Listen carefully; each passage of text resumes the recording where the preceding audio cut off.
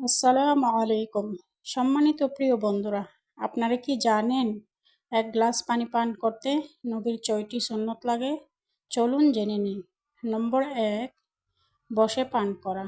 নম্বর ২, ডান হাতে পান করা। নম্বর ৩, পান করার আগে দেখে পান করা। নম্বর ৪, পান করার আগে দোয়া পড়া। দোয়াটি হলো ওয়াসাকাহুম রব্বুহুম শরাবান তাহুরা অথবা বিসমিল্লাহ বলা।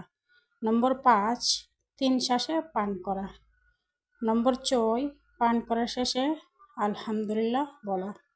যদি এই শিক্ষামূলক ভিডিওটি আপনাদের কাছে ভালো লাগে, অবশ্যই লাইক, কমেন্ট, শেয়ার করে দিনের আলো ছড়িয়ে দিন, সওয়াবের অধিকারী হন এবং সাবস্ক্রাইব করে পাশেই থাকবেন। যে ব্যক্তি দাঁড়িয়ে পানি পান করে সে হলো শয়তানের বন্ধু। সহিহ হাদিস।